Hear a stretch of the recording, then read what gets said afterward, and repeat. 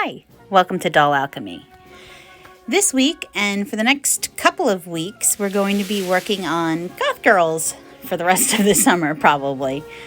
Starting with Lydia Deetz of the Beetlejuice cartoon. This is the version of Lydia that I remember, because when Beetlejuice the movie came out, I was too little for it, but the cartoon was just up my alley. But before we get into the actual customization, I thought I would show you some goth dolls that I've done previously before I started my channel. So I did the ladies of the Addams Family, Morticia and Wednesday. I absolutely love the Addams Family franchise, anything and everything they've ever done. So when I was making dolls, I guess it was last spring, these were maybe like the 5th and 6th ones that I ever made. So I figured I'd show them to you here as part of my Goth Girl summer collection, even though they're actually a year old at least. So I decided to go with a bunny blank body. It's the short body, and I'm going to use this Draculaura head. The bodies are both kind of like that pink skin tone. So I blocked off her hair, and I'm going to go about trying to make her skin tone more, pale and ghoulish. So I'm really packing on the white pan pastel into her skin. I put on a couple of layers, pan pastel, and then Mr. Super Clear, white pan pastels, Mr. Super Clear. So yeah.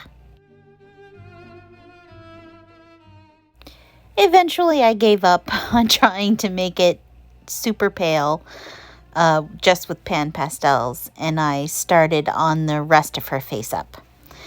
She has that really iconic deep set purple eye socket with like pink eyeshadow. So I did the basic outlines in watercolor pencil, and then after a couple of layers and Mr. Super Clear, I wound up touching up with soft pastels. And in some cases, I went back for her eyelids with acrylic paint. I thought about giving her more realistic pupils and irises, like my Morticia and Wednesday dolls, but it just didn't feel right to me. It seemed, I guess because I'm basing this one on the cartoon, that she should have the more cartoony eyes. I dissected this jumpsuit so that I could make a easy pattern. It's literally just 2 pieces sewn together to make her bodysuit, because Lydia appears at least to be wearing like black leggings, long sleeve black shirt, and black shoes underneath her red poncho. So a little effort with the sewing machine and then sewing on by hand, her bodysuit was complete. And I started with a basic pale purple linen. I basically just played around with cutouts to get the basic shape that I wanted. And then I traced it onto, this is the same red fabric that I used for my Athena doll for her cloak. So I drew on the lines for the spiderweb pattern. And this is a thicker thread than normal. It's like an embroidery thread, so it took a little time for me to get used to. But once I had the lines sewn on, I fused the 2 pieces together using that, I guess it's stitch witchery. I'm not sure. You can find it in any of your Joann craft stores. It's basically just iron on.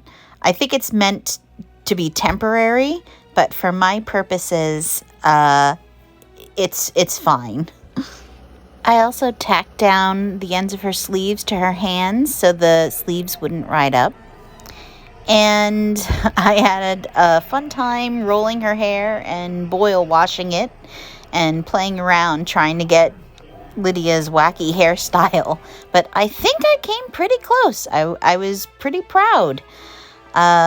With her bangs, I actually glued them upwards closer to the base of the doll skull, just so that they had that little bit more lift. And as for that pink streak from when she was still Draculaura, I'm just going to do my best to color that in with a Sharpie marker.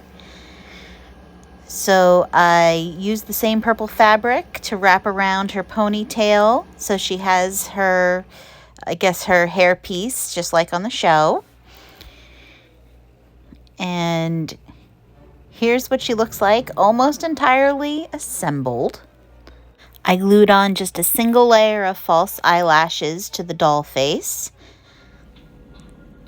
And I decided to paint just the fingers, like the tips of the fingers, flesh colored, because in most of the scenes I can see in the cartoon, it's almost like she's wearing fingerless gloves rather than a long sleeve. And the last little detail, she wears a skull ring on her right hand. So I had a necklace that I had from a different doll that I wasn't using anymore. So I sliced one of those skulls off and glued it right onto her hand. So this is the completed Lydia Deetz.